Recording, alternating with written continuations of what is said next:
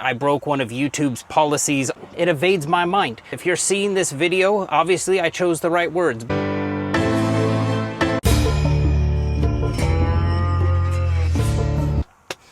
First time ever, I'm having to rework a video I made for YouTube. I broke one of YouTube's policies on recreational drugs and drug-related content. Wasn't even trying to break that rule, but they sent me a little thing saying that, thank God I upload these videos to private. And if you got like a little social media channel, you're doing YouTube, if there's an option to upload it to private, let it sit there for a couple days and then make it public, I would highly recommend that, because I didn't even see this coming. So it was just completely out of left field. It was like I got this little notification from them and I read the policy and, I agree with them. Sure enough, I did. But then I started thinking, it's like, I'll just delete it. I won't, that's fine. I won't do it. And then I read the specifics of the policy and it was like, I think I could still do the same video, just choose different words.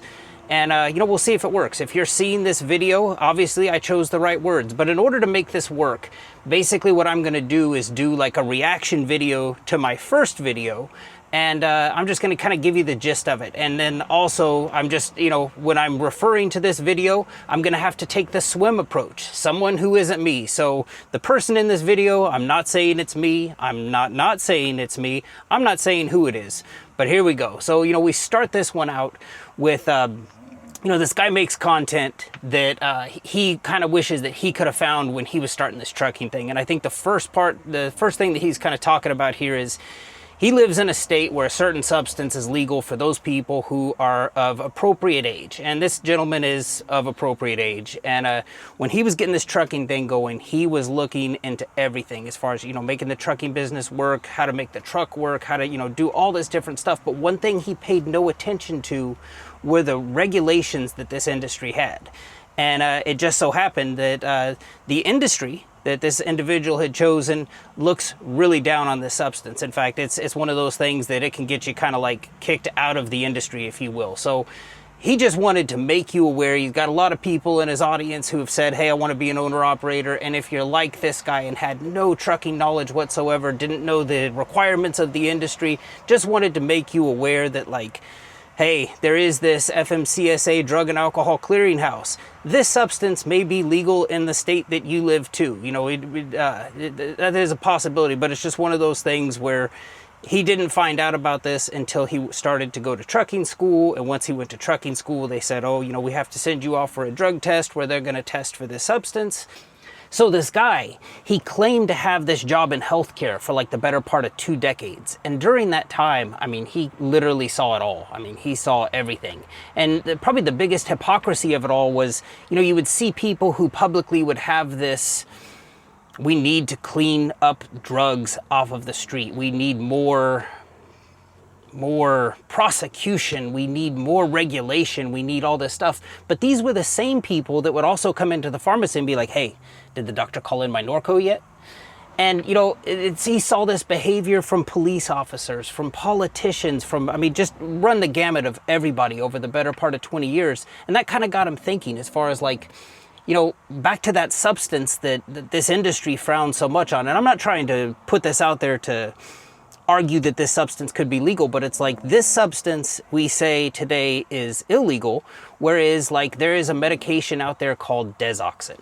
Now, Desoxin is FDA approved to treat ADD with hyperactivity component and also to treat obesity. Now, that's what it's FDA indicated for. You'll occasionally, according to this guy, you'll find doctors who will write Desoxin prescriptions for narcolepsy as well too, but that's off-label. We probably shouldn't go down that road because that's definitely off-label use. But as FDA indications, it's got 2 of them.